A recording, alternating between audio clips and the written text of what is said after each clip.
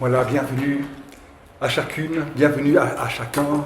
Je suis tout heureux de vous retrouver pour cette nouvelle année du séminaire Sophisme et Phénoménologie.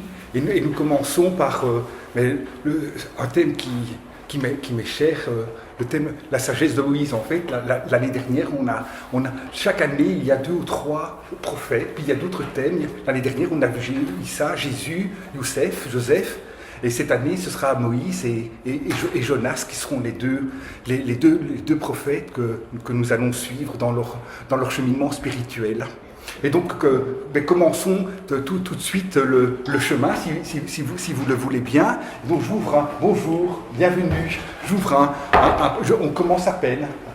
Donc, j'ouvre un premier point que j'intitule « Au cœur de l'apparaître, l'impossible ».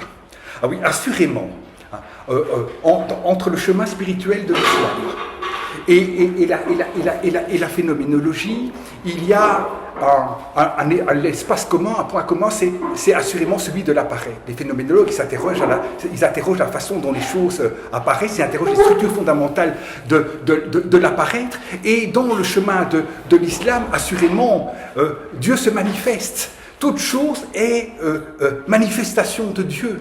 Il n'y a pas les choses qui par ailleurs apparaissent. Non, les choses, dans leur réalité même, sont manifestations de Dieu. Il n'y a que Dieu, il n'y a que des manifestations de Dieu. Telle est l'énigme fondamentale, au cœur même de toute chose, qui est au cœur du chemin spirituel de l'islam. Toute chose, en ce sens, si on entre dans le chemin, toute chose est lui. Et Dieu se manifestant, mais ne peut l'être, Dieu se manifestant qu'en ne l'étant pas tout à la fois. Si la chose est présence de Dieu, manifestation de Dieu, elle manifeste Dieu, qui est toujours encore au-delà de tout, au-delà de toute chose, et qui en même temps, tel est le chemin de foi, qui se retrouve bien entendu d'une autre façon dans tant d'autres traditions spirituelles. En même temps, Dieu, il est là, il est au cœur même des choses, il est présent en tout cela qui arrive. Toute chose, ne cesse de dire le grand mystique Ibn Arabi, est lui et non lui. Dieu et n'est pas Dieu. Comme Ibn Arabi ne cesse de le répéter. En ce sens, au cœur même de toute chose, en tant que toute chose est une manifestation de Dieu, il y a une énigme. Et je propose de dire, il y a l'impossible. Parce que cette contradiction, elle est comme telle indépassable. Ce n'est pas qu'on ne peut pas la résoudre parce que nous n'avons pas les capacités cognitives pour la résoudre. Cette énigme, elle est au cœur même de toute chose en tant que manifestation de Dieu. Et c'est ce qui fait que le grand soufi, l'émir Abdelkader, dans sa halte 9, dit ceci qui est tellement fort. Dieu, dit-il, ne peut être connu que par le fait qu'il unit les contraires. Il est les contraires eux-mêmes. Toute chose est manifestation de Dieu, toute chose est présence de Dieu, et en même temps, j'avance dans le chemin, absence de Dieu. Si toute chose est une manifestation de Dieu, elle renvoie à une manifestation d'un Dieu qui, nécessairement, est toujours encore au-delà de toute chose. La chose est présence de Dieu, et tout à la fois, absence de Dieu. Les deux à la fois, énigmatiquement, impossiblement, et on va comprendre que c'est impossible, il ne peut surgir comme impossible que dans le creuset de l'amour. Que seul l'amour peut faire tenir, c'est impossible, le faire surgir. On comprend déjà à ce moment-ci de notre chemin qu'il y a au cœur de l'islam une double tonalité, mais qu'il faut tenir ensemble. Une tonalité d'émerveillement, parce que Dieu se manifeste. Et nous allons voir comment le chemin de Moïse rejoint ceci. Je suis dans une introduction, parce que le chemin de Moïse, le chemin spirituel de Moïse, a à voir avec cela. Dieu se manifeste, il est présent en toutes choses. Gloire à Dieu. Toute chose est un rendez-vous avec Dieu. Et en même temps, si toute chose est un rendez-vous avec Dieu, c'est en même temps en renvoyant comme manifestation de Dieu à Dieu qui est toujours encore au-delà de toute chose. D'où la tonalité tout aussi fondatrice de la nostalgie. Il y a au cœur du chemin de l'islam le surgissement en simultané, même si telle dimension peut être davantage prégnante à tel autre moment et à tel autre moment, de l'émerveillement. Dieu se manifeste. Regardez les signes, accueillez les signes. Et Dieu est toujours encore absent, toujours encore au-delà. Nous allons comprendre que le geste de Moïse, le chemin de Moïse, comme des autres prophètes, chacun à sa façon, a à voir avec cette énigme fondamentale. Et que Dieu est tout à la fois, pour reprendre ce vocabulaire, immanent et transcendant. Présent, absolument présent. Et dans le même mouvement, parce qu'il est absolument présent, toujours encore absent, toujours encore au-delà. J'avance. Toute chose est manifestation de Dieu, en ce sens au cœur même de toute chose, comme sa réalité même, il y a cet impossible, disais-je, présence et absence. Vous n'entendez pas un peu présence et pas un peu absence. Absolument présence et absolument absence. Absolument présence. Comme, pour reprendre l'image de Rumi, la moindre goutte d'eau contient en elle, dans sa saveur, l'océan tout entier. Et donc on est en train de découvrir dans notre chemin que toute chose n'est réelle que comme manifestation de Dieu. Ce n'est pas qu'il y a la chose qui, par ailleurs, renvoie à Dieu comme à son créateur, à son producteur. Non, la chose est la présence même de Dieu, d'une façon ou d'une autre. Mais Dieu, de Dieu, toujours encore en même temps, s'absentant. Maintenant, je redis encore d'une autre façon, la chose, elle est toujours encore limitée. Bien sûr que la montagne de Moïse, ce n'est pas le bâton de berger de Moïse. Mais en tant que manifestation de Dieu, cette montagne, et ce bâton, et ce désert, et ces rochers, et le regard de l'autre, et le corps de l'autre, et mon propre corps, ils sont habités par l'inépuisable de la vie de Dieu. Dieu est absolument présent en toutes choses, et c'est précisément pour cela que toute chose renvoie à l'inépuisabilité des choses. Au cœur de toute chose, il y a cette énigme, cet impossible, cette présence-absence de Dieu, ce qui fait que toute chose est à la fois limitée et porteuse en elle-même de l'inépuisable de Dieu, dans sa limite même. Vous allez voir comment cela va avoir des implications quand tout à coup on parlera de la montagne de Moïse. L'épisode du Sinaï. À ce moment-ci du chemin, et nous n'aurons jamais fini de le vivre. Parce qu'il faut bien entendre que tout cela, c'est ce qui est à vivre. Et que je suis contraint de le dire avec les mots, il faut le dire avec les mots, mais bienvenue. Mais il faut comprendre que ce chemin, il est à vivre, et qu'il va tellement pas de soi, que dans de ce conflit avec mon patron, je dis, ici, rendez-vous avec Dieu. Donc tout le chemin spirituel de l'islam consiste à ouvrir le cœur de façon telle que les choses deviennent pour moi ce qu'elles sont, présence d'un Dieu toujours encore à venir, toujours encore absent, toujours encore désiré. Lorsque Dieu dit à la montagne, sois, kun fayakun, lorsqu'il dit au bâton de berger de Moïse, toi, bâton, dans le mouvement de la création, sois. Dit-il à une montagne toute possible, toi, montagne toute possible, sois un exemplaire d'une montagne toute possible. Toi, bâton de berger, sois comme dans ces bâtons de berger qui sont accumulés dans les grands magasins, supposons, les vêtements qui s'accumulent, les marchandises. Sois un exemplaire, non. Dans le geste de l'islam, toute chose est radicalement singulière. Bien sûr, elle partage des mouvements, elle partage des façons de se tenir dans la présence, mais chaque montagne est la naissance de la montagne. Chaque montagne est singulière parce qu'elle est porteuse d'une impossibilité. Et lorsque Dieu dit à la montagne « sois », la montagne à laquelle il dit « sois », c'est une montagne impossible.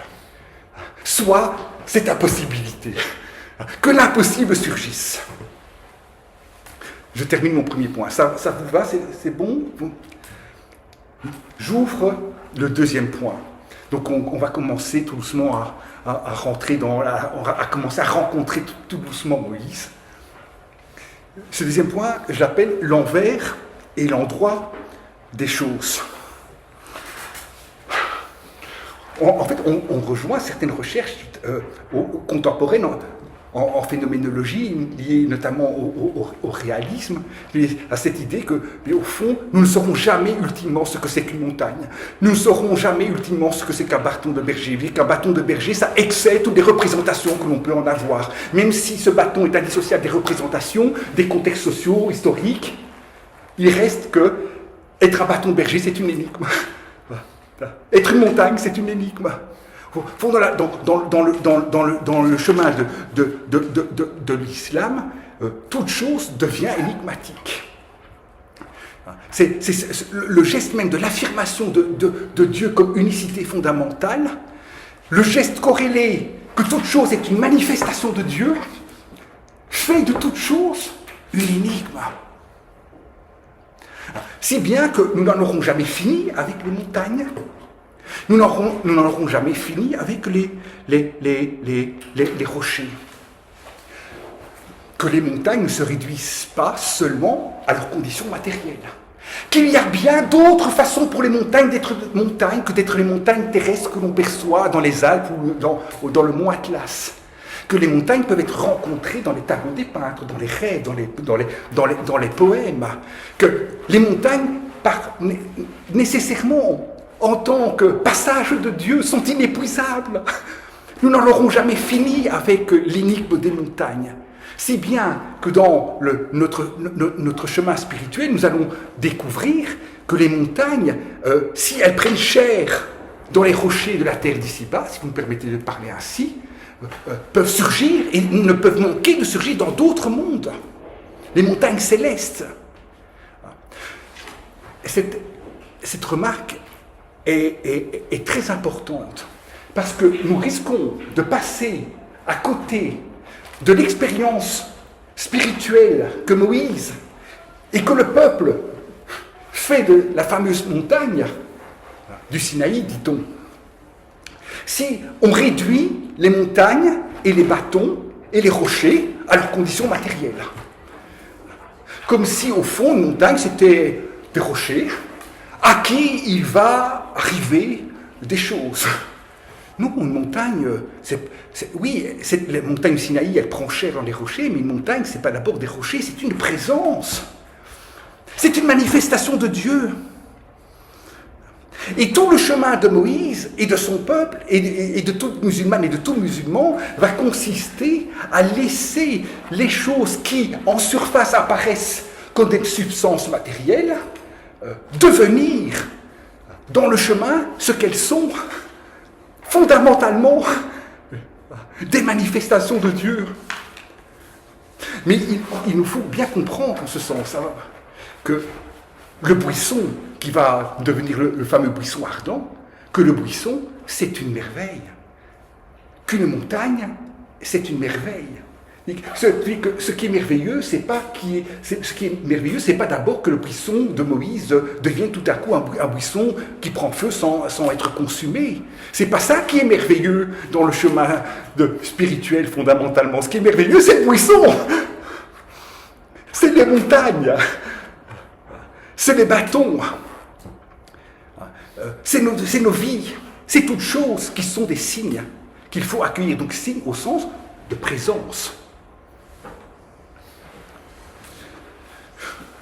Toute chose ne peut manquer dans ce chemin d'être accueillie, mais comme un rendez-vous avec Dieu, d'une façon ou d'une autre. D'un Dieu qui est au cœur de toute chose et en même temps qui est au-delà de tout. Ça va, vous me suivez? C'est très important ce qu'il dit ici. Parce que lorsque Moïse, en chemin avec son épouse, bienvenue, Moïse en chemin avec son épouse et les enfants, dit « J'ai entreaperçu quelque chose comme un feu ». Alors, dans l'exégèse, pour beaucoup de spirituels, Moïse fait l'épreuve d'une familiarité. Il y a quelque chose qu'il appelle lui. Et il va aller seul au buisson. Il va aller seul là dans la fameuse vallée. Plus tard, dans la montagne, il va pas être seulement seul, il va être seul, mais la montagne, elle va être traversée, il y a les sages qui arrivent, et puis il y a le peuple en bas.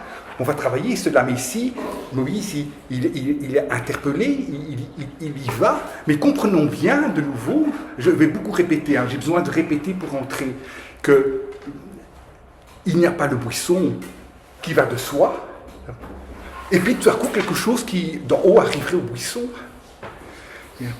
Quelque chose du buisson va se révéler, quelque chose de la nature intime du buisson, vont dire Ibn Arabi, vont dire Rumi, vont dire tant de maîtres spirituels, se révèle à Moïse. Le buisson est dévoilé. Quelque chose de la nature fondamentale du buisson, qui est lumière, qui est présence de Dieu, se dévoile à Moïse. Dieu surgit, se révèle, pas seulement se manifeste à Moïse, en devenant pleinement ce buisson. Et que le buisson qui devient lumineux, si vous m'entendez, il est éprouvé dans l'épreuve, dans l'expérience de la révélation, mais il est éprouvé comme lumière de Dieu, progressivement par Moïse. Donc il va bien s'agir toujours de passer des apparitions qu'on pourrait appeler de surface, à des présences plus dévoilées, plus profondes, ultimement Dieu. Et il en va de même dans le chemin de Moïse avec le bâton de berger. Mais donc, qu'as-tu donc dans la main, Moïse ? Dit Dieu dans le Coran. Ah bien, c'est un bâton, il me sert à faire ceci, il me sert à faire cela, on peut faire ceci, cela. Donc le bâton est saisi dans ses apparences matérielles, dans son ustensilité, et puis le texte continue, lâche le bâton. Alors cette problématique va être très très très profonde, c'est parce que le lâcher du bâton, il va être compris aussi comme un lâcher de l'âme, une dépossession de soi, et là tout à coup le bâton se révèle comme vivant. Alors cette vie prend la figure en contexte du serpent, du serpent qui dans le jeu des racines en arabe a à voir avec la dimension de la vie. Voici que tout à coup dit la vie et son envers la mort, pour reprendre les symboles fondamentaux du serpent dans toute une série de traditions spirituelles. Et donc voici que Moïse est amené, de par la grâce de Dieu, à ressaisir la réalité la plus profonde du bâton, à pouvoir interne au bâton une présence de Dieu sous la modalité du déploiement de la vie.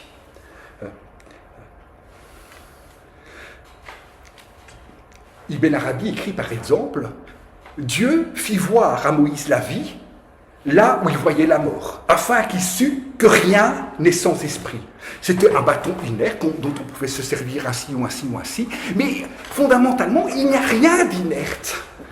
Nous ne pouvons pas mesurer ce dont les bâtons sont capables, ce dont les corps sont capables, ce dont les montagnes sont capables. Elles sont des chemins de la présence de Dieu, des chemins de manifestation de Dieu. Elles sont habitées par la vie de Dieu. Alors Moïse prend peur, il fait l'épreuve à même le bâton, dont il s'est pour une part détaché, lâche le bâton, il fait l'épreuve qu'au cœur de toute chose, il y a la vie de Dieu. Alors, les grands mystiques soufis et d'autres, je dis ceux à partir desquels j'ai davantage médité, mais ils vont alors des plus anciens aux plus récents, je pense à René Guénon par exemple, ils vont mettre en évidence comment tout ce qui se passe au niveau du bâton du berger renvoie à tout un travail spirituel. C'est que le bâton va donc, par exemple, dire René Guénon, il renvoie à l'axe vertical. Et ce bâton, il va être, dans certaines traditions, compris comme ce bâton donné par Dieu à Adam, le bâton de la direction spirituelle, un bâton qui a à voir avec l'arbre de vie, un bâton qui a à voir avec la verticalité. Et voici que ce bâton devient aussi serpent, devient mobile, devient vie, devient manifestation de la vie. On retrouve, si vous voulez, une dimension de verticalité, le bâton, et puis une dimension d'horizontalité, de vie bruyante, foisonnante, qu'il faut libérer. Laisse le bâton devenir cette vie foisonnante. Laisse ta vie devenir, se révéler dans ce cas-là de foisonnant, de bouillonnant. Et laisse cette vie bouillonnante se réintégrer, se verticaliser. Ce sont toutes des thématiques Annick de Souzenel. Pour celles et ceux qui parmi vous travaillez à Annick de Souzenel, il y a certaines traditions spirituelles chrétiennes, va beaucoup travailler. Le serpent, il a à voir avec la puissance de la vie. Il a à voir aussi avec cette vie rebelle qui doit être verticalisée, donc avec l'ego. Et donc il s'agit de mettre à mal l'ego, il s'agit de le réintégrer. Donc Moïse fait l'expérience que son bâton est bien plus qu'un bâton, qu'il est bien plus que son apparence matérielle, qu'il est bien plus que ce à quoi il croit qu'il sert. Donc, mais il faut bien entendre, si vous voulez, que dans cette expérience-là, il y va pour Moïse et pour chacune et pour chacun d'entre nous de l'épreuve que nous-mêmes, en tant qu'âme, en tant qu'ayant à tracer un chemin dans le monde, à nous diriger, à éliminer ce qui peut venir faire obstacle, nous-mêmes sommes tellement plus grands que nous le croyons. Au fond, quand Moïse laisse le bâton dans l'épreuve de Dieu, qui lâche le bâton, cesse de vouloir, ne réduis pas le bâton à ce que tu crois qu'il est. Laisse-le vivre d'une vie que tu ne peux en aucune manière imaginer. Et puis reprends le bâton. Laisse ce bâton s'intégrer, laisse cette vie entrer en toi, devenir toi. En fait, le message qui à ce moment-ci est donné, c'est que nul ne sait ce que peut encore, pour reprendre la fameuse expression, nul ne sait ce que peut n'importe quoi dans le monde, en tant que rien dans le monde n'est autre qu'une présence de Dieu, le surgissement de l'inépuisable. Alors, la scène, elle est mise en place, parce qu'à un moment donné, les magiciens de Pharaon vont aussi arriver avec leur bâton et vont faire des choses, vont générer des effets, vont d'une certaine façon agir. Et la grande question que nous allons devoir travailler, c'est que le pouvoir du bâton de Moïse est incommensurable avec le pouvoir des magiciens. Mais les magiciens, il faut l'entendre au sens fort dans le chemin qu'on dit ici. Ils ne font pas des shows à Las Vegas, ce n'est pas ces magiciens-là dont il est question. Ce sont des gens qui ont du pouvoir, de véritables pouvoirs, qui font avec les forces cachées, avec les djinns, avec les forces obscures. Ils savent manipuler les couches de l'énergie. Ils sont très doués, ils ont un savoir, ils sont éclairés. Et ils prétendent posséder.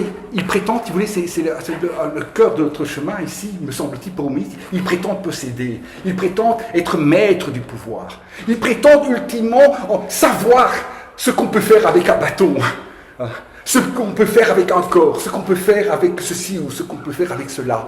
Et en inverse, on découvre un Moïse qui est absolument non propriétaire, qui ne sait pas ce qu'il est en train de faire lorsqu'il va jeter le bâton et que ce bâton va tout à coup dissiper les illusions des magiciens. Lorsque Moïse va frapper le rocher avec son bâton, il ne sait pas ce qu'il est en train de faire. Il n'est pas en possession de ce qu'il est en train de faire. Il laisse les choses devenir présence de Dieu.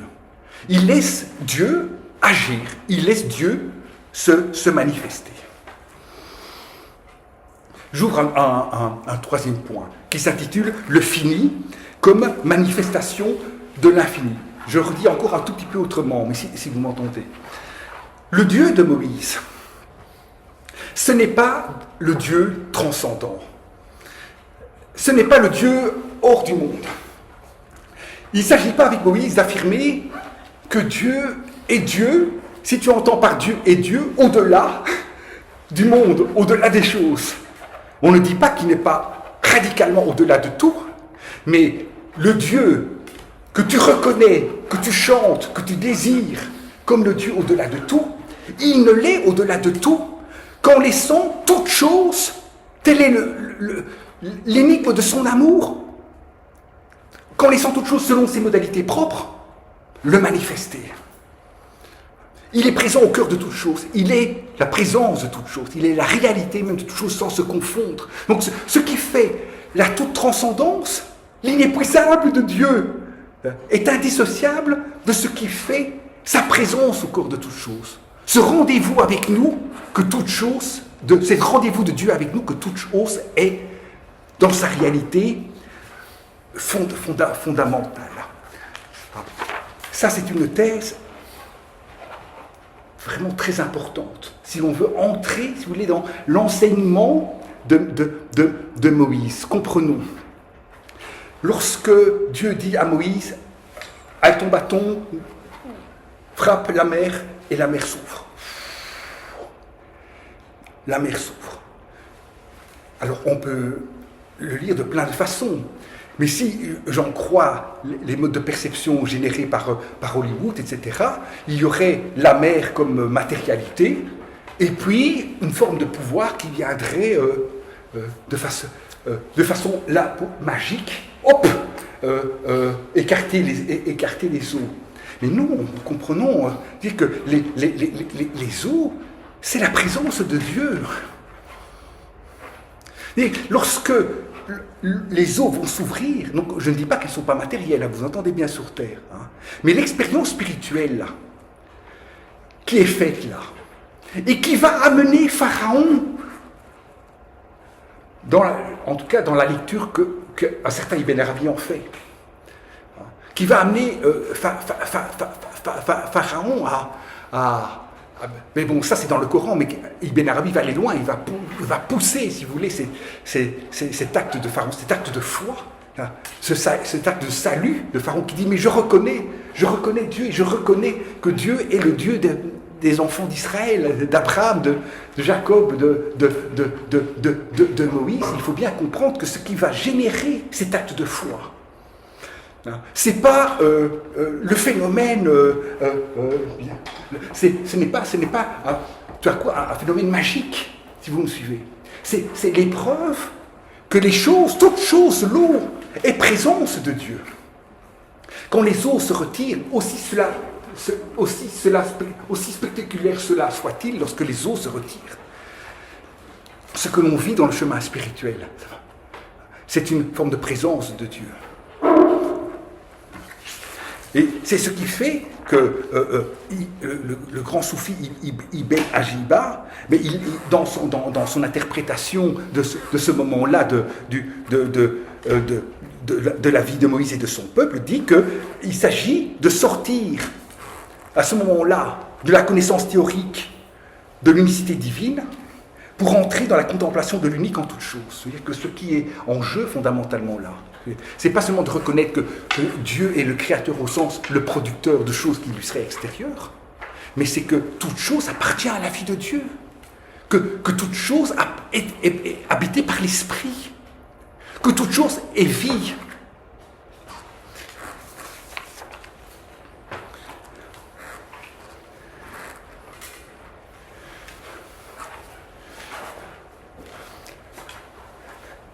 Dieu est présent en toutes choses, et en même temps, Dieu est au-delà de tout. Et on va découvrir dans le chemin de Moïse, comme constitutif de sa vie, cette tension, cette impossibilité. Moïse, c'est l'homme de la prière. Moïse, c'est celui qui ne cesse de parler à Dieu. Moïse, ça va être celui qui dit que je te vois, découvre-toi, que je puisse te regarder. Il y a au cœur de la vie de Moïse une verticalité radicale. Et en même temps, il y a au cœur de la vie de Moïse un abandon de soi pour le peuple. Il est tout entier voué à conduire son peuple. Il était d'entier voué à la justice. Il était dans le combat de la justice. Il y a donc dans la vie de Moïse, c'est l'énigme qu'on va commencer encore à déployer, c'est cette double dimension. Il est sincère dans son adoration. Dieu, rien que Dieu. Et de ce point de vue-là, tout est vain, hormis lui. Mais s'il n'y a que Dieu, tout est présence de Dieu. Et donc je suis requis par ce qui arrive dans le monde. Je suis requis par mes frères et mes sœurs. Je dois être au service de Dieu, dans le monde. La racine, pour dire le mot adoration en arabe, renvoie à cette double dimension. Il y a bien l'affirmation de Dieu, rien que Dieu. Et en même temps, il y a dans la racine du mot cette idée d'être un instrument de Dieu, d'être complètement effacé pour devenir manifestation de la volonté de Dieu dans le monde.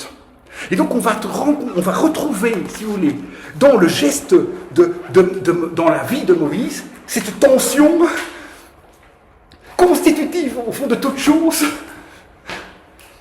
que toute chose est présence et absence. Que tu ne peux entrer dans l'adoration de Dieu. Il n'y a que Dieu. Tout est vain.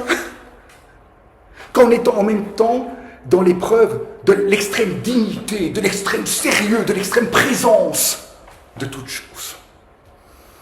Ce qu'on doit commencer à travailler maintenant, c'est la façon dont Moïse se tient dans cette énigme.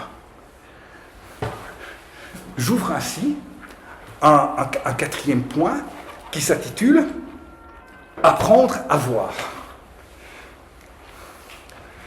Oui, parce que on dit que les choses ont un dedans et un dehors, comme Dieu qui est l'intérieur et l'extérieur. Les choses sont manifestations de Dieu. Dieu absolument transcendant se manifeste. Telle est l'énigme que nous avons, nous, humaines et humains, à accueillir, à vivre. C'est-à-dire que nous ne sommes pas seulement, mais quelle merveille, comme la libellule ou comme la montagne, des manifestations de Dieu. Il nous est, dans le chemin de l'islam, il nous est à nous, humaines et humains, donné de nous tenir au plus près du mouvement d'amour de Dieu, de ce mouvement en lequel Dieu se manifeste. Se tenir dans ce mouvement-là, revenir dans le creuset de l'amour divin duquel nous ne cessons de surgir, va supposer un voyage, un travail. Parce que nous pourrions nous dire, mais pourquoi donc ne sommes-nous pas déjà dans l'intérieur des choses? En fait, on est toujours déjà en train de voir. Tu ne peux pas ne pas voir, parce que toute chose est comme telle, aussi voilée soit-elle, manifestation de Dieu. Mais en même temps, ces manifestations sont voilées, sont susceptibles d'être extraordinairement voilées, au point que nous croyons que les montagnes sont des rochers, et que les rochers sont des rochers. Et ainsi de suite, ça va inépuisablement. Si je parle des montagnes, on pourrait parler des rochers, puis des cailloux, puis, etc. Et donc, il nous est donné d'apprendre à voir. Il va falloir entrer en chemin. Entrer dans ce travail permettant d'accueillir les choses dans leur énigme fondamentale. À ce moment-ci du chemin, donc on comprend que les choses ne peuvent être réduites à leur matérialité, qu'elles sont des présences de Dieu, plus ou moins voilées, et que nous devons, nous, commencer par le plus voilé, entrer dans un travail de liberté, entrer dans un travail de dépossession, d'abandon de nous-mêmes, pour pouvoir accueillir les choses dans leur plus grand secret. pour pouvoir ressaisir toute chose, surgissant du creuset de l'amour divin. Dans le chemin soufi, c'est ce qui va se découvrir au-delà même de l'amour pour nous que les soufis tentent de vivre, de commencer à vivre ici-bas.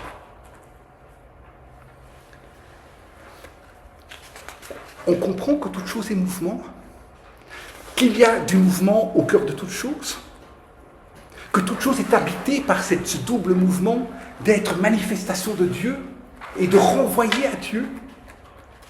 Mais si toute chose est mouvement, donc si en ce sens, comme le dit Ibn Arabi, il n'y a que du mouvement, et Ibn Arabi, quand il commente dans les Chatons de la sagesse le chemin de Moïse, il commence très vite, il passe très vite à cette idée que toute chose est mouvement.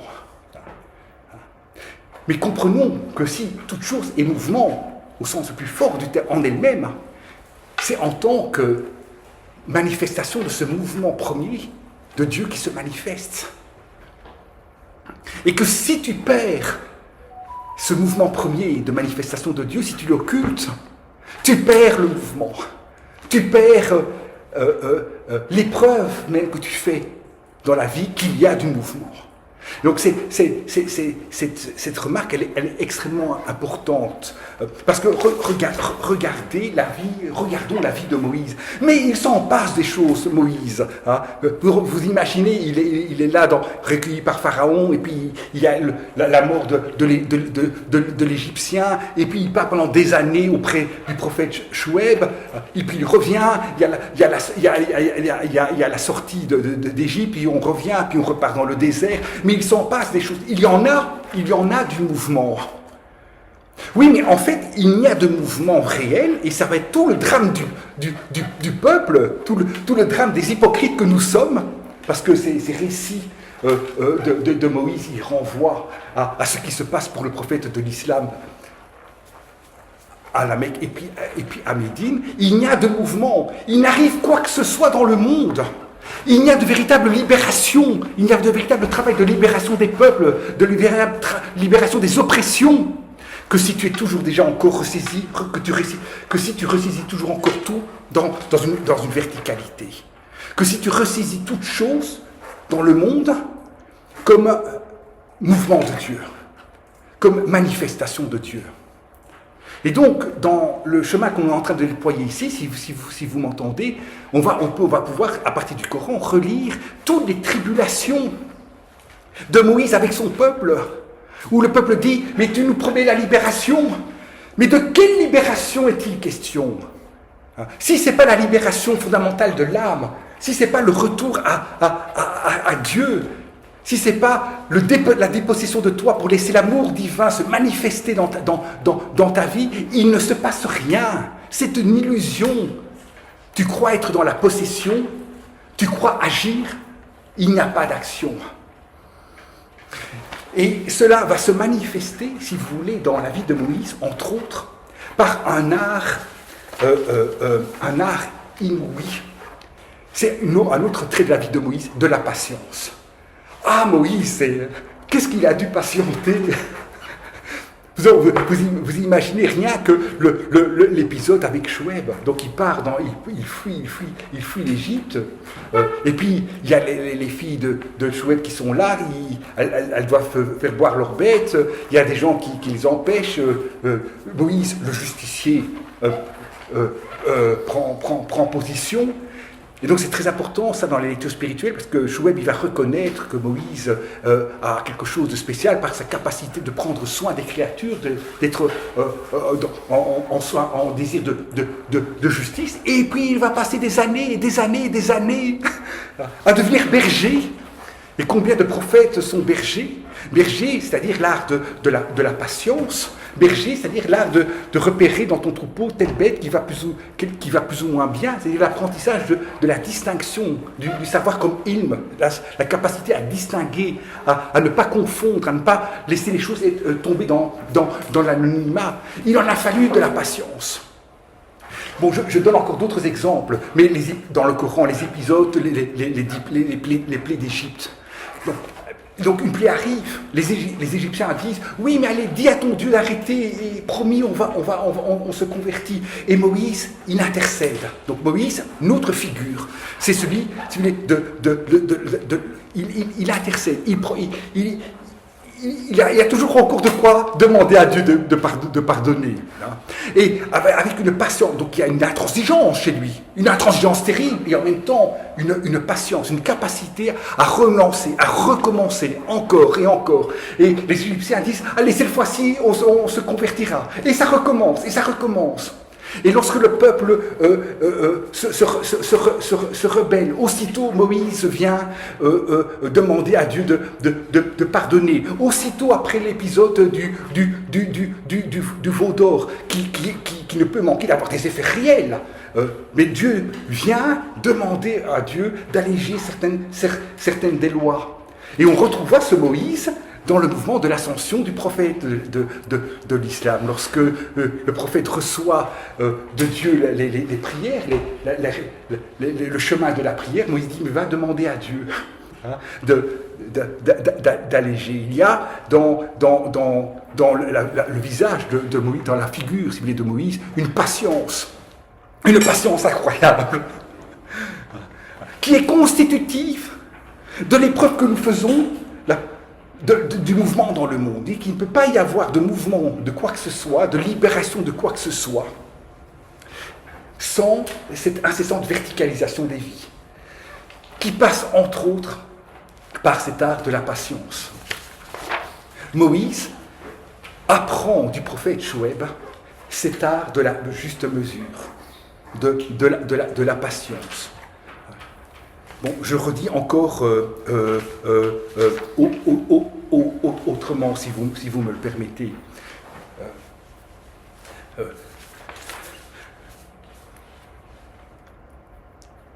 Moïse, il est un homme de justice. Son combat, c'est la justice. Il veut séparer l'Égyptien et le Juif. Et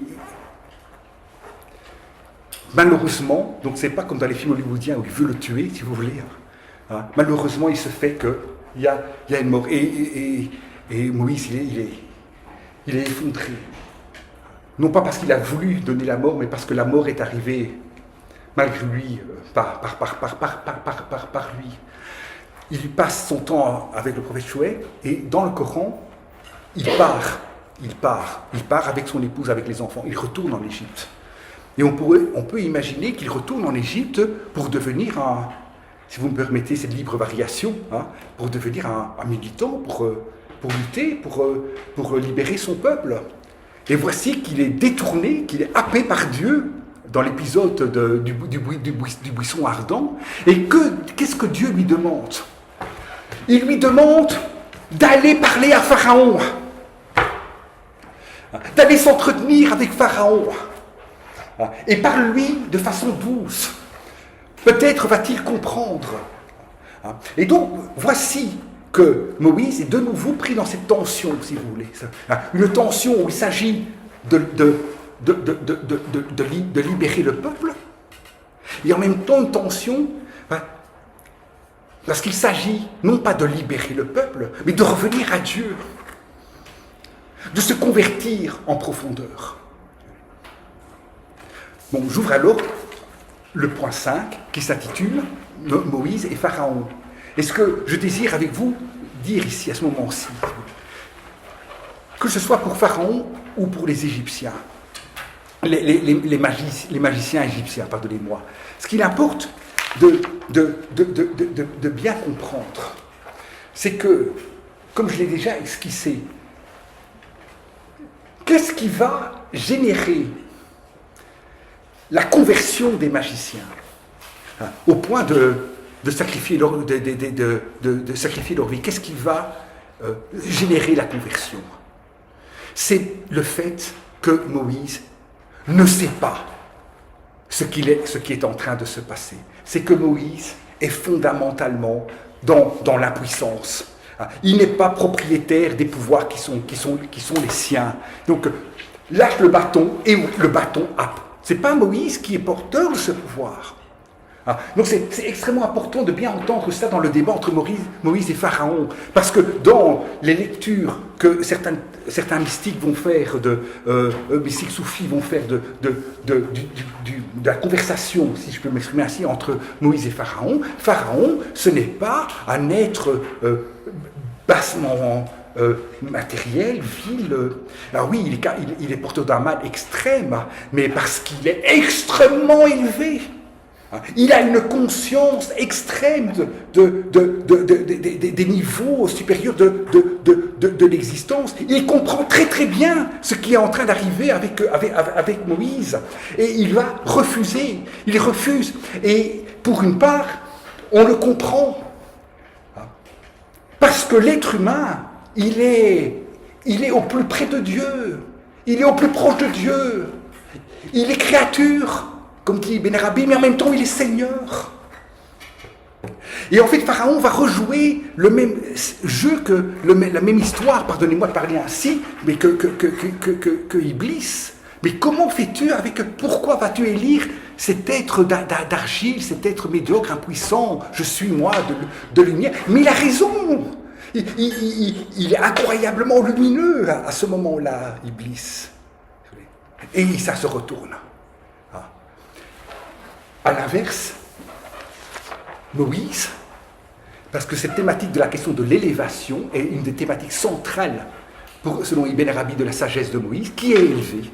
Il n'y a que des problématiques d'élévation dans cette sourate, si vous voulez. Qui est donc le plus élevé? Dieu dit à Moïse, mais tu es un être élevé. Mais ce qui fait que Moïse est un être élevé, c'est précisément son impuissance fondamentale, son humilité fondamentale, son incapacité à s'approprier les pouvoirs qui se déploient en lui. Lorsque les magiciens jettent leur bâton, ils savent ce qui va arriver. Ils manipulent les énergies. Ils sont en possession d'un pouvoir. Moïse, lui, il a peur. Il ne sait pas ce qui arrive. Il laisse, dans cette humilité, Dieu surgir et en ce sens faire œuvre de vérité. Et donc, on n'est pas du tout, si vous m'entendez, dans le combat entre Moïse et les magiciens, dans un combat où il y aurait Moïse, détenteur de pouvoirs plus forts que ceux des magiciens. Ce qui se passe, c'est la révélation qu'aucun pouvoir n'est autre que donné par Dieu. Et qu'aussitôt que tu t'appropries les pouvoirs, tu perds les pouvoirs.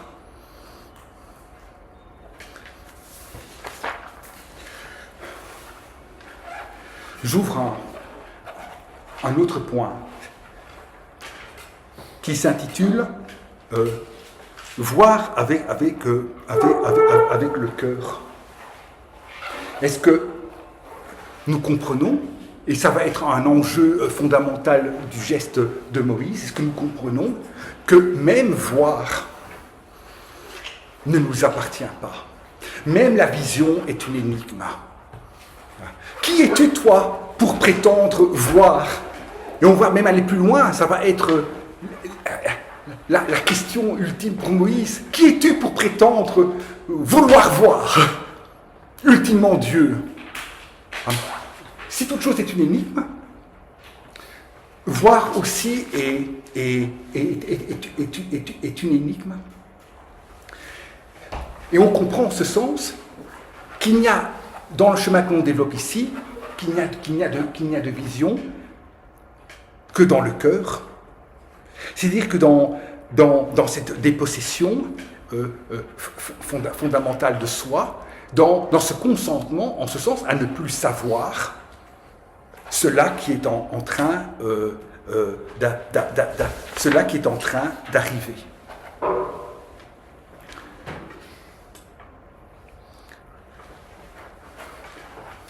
Oui, dans tout le chemin de Moïse, il est question de vision. Alors on pourrait se dire, ben oui, il est donné à Moïse de pouvoir voir le buisson ardent. Il va être donné à Moïse de pouvoir faire des expériences spirituelles extrêmement intenses dans la montagne. Mais comprends bien, lorsque tu reçois le texte coranique, comprends bien que lorsque Moïse reçoit la vision. Il lui est donné de passer au-delà de l'apparence matérielle du buisson, de ressaisir ça. Il lui est donné de passer au-delà de l'apparence matérielle de la canne, du bâton de berger. Comprenez, il comprend que c'est toujours encore lié à une mission. Oh Moïse Oh Moïse, Moïse ne peut faire l'épreuve de cette présence de Dieu au cœur de toutes choses. Il ne peut faire l'épreuve de ce dévoilement qu'en faisant l'épreuve qu'il est mandaté, qu'il est envoyé, qu'il a une mission, qu'il s'agit d'accueillir. Vraiment, moi, je suis Allah, nul Dieu adoré sinon moi, mais adore-moi, prie, c'est-à-dire élève l'action unifiante de grâce en rappel de moi. Et aussitôt Dieu lui dit, va voir Pharaon. Va voir Pharaon. Il y a donc une mission. Donc il faut bien entendre cela. Ça va être, j'ai bientôt fini. On est au cœur, me semble-t-il, la problématique. C'est-à-dire que on pourrait se dire, oui, je voudrais tellement voir l'envers, être d'emblée dans des états spirituels qui m'ouvrent à la présence. Les choses me semblent tellement inertes. Ah, si seulement cela pouvait un peu s'ouvrir pour moi. En fait, si vous voulez, cette question est très importante parce qu'au moment même où le prophète de l'islam reçoit tous ces versets relatifs à Moïse, tous les gens autour de lui disent « Mais enfin, prophète, tu te dis prophète, mais fais comme Moïse, fais que la montagne commence à bouger, fais qu'un livre arrive fait de pierre, donne-nous tous ces miracles. » Et le prophète de l'islam ne peut que leur dire « Mais vous ne pourrez rien voir si vous ne travaillez pas vos cœurs. Je vous donnerai tous les miracles qui soient les plus spectaculaires qui soient. Tu ne verras pas si tu ne laisses pas ton cœur être mis au travail. » Donc comprenez, dans l'épisode des magiciens, les magiciens, eux, à ce moment-là, se convertissent.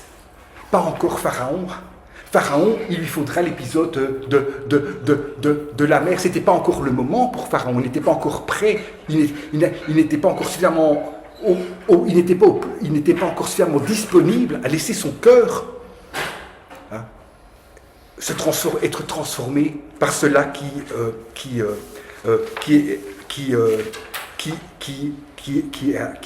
arrivait. Apprendre à voir, c'est apprendre en ce sens à recevoir l'appel, un appel radicalement singulier, la mission que chacune et que chacun a à tenir.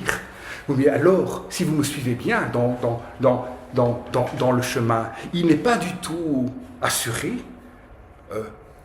que chacune et chacun d'entre nous ait à vivre des états spirituels, des visions de cet ordre-là.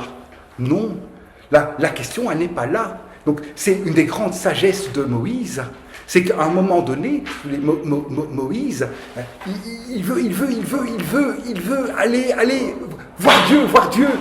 Permets-moi de voir encore plus, encore autrement. Pas seulement le buisson, si vous voulez, pas seulement la canne. Et à ce moment-là, Dieu dit, tu ne me verras pas.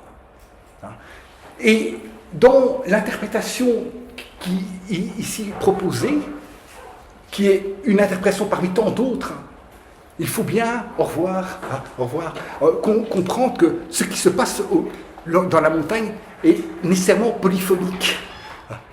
Ibn Arabi n'arrête pas de dire